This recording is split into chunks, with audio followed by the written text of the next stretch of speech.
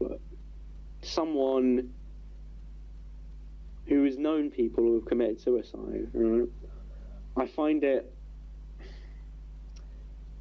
when we mention Caroline Flack and all that shit, I feel like we're banding around suicide a lot.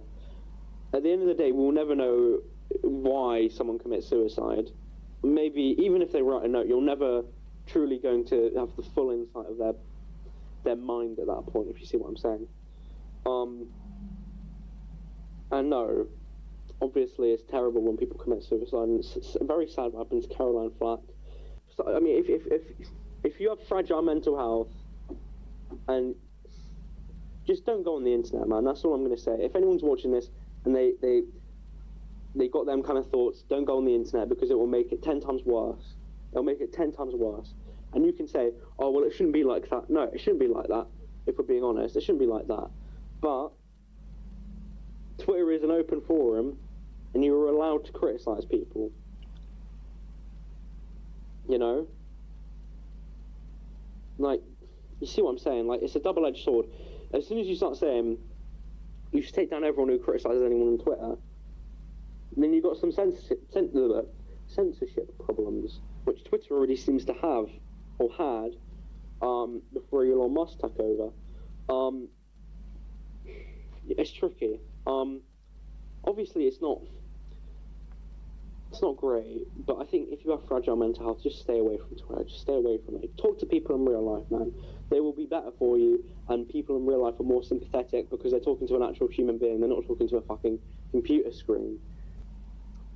But I think with stuff like this, you have to bear in mind, you don't want more censorship. If we start crossing that line, we start saying, you can't say this, you can't say that, you can't criticise people, then where does that end up?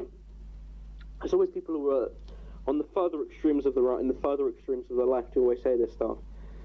And they're wrong. They're not... The more censorship you have, the worse it is. You know what I'm saying? And I mean, mental health is bad, but you cannot blame anyone for someone's mental health. Do you see what I'm saying? Because mental health is an illness.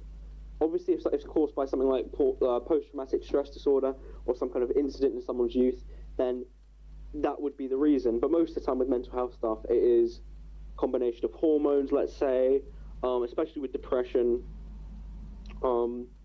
stuff like autism, ADHD, all that sort of stuff, mental health stuff like that.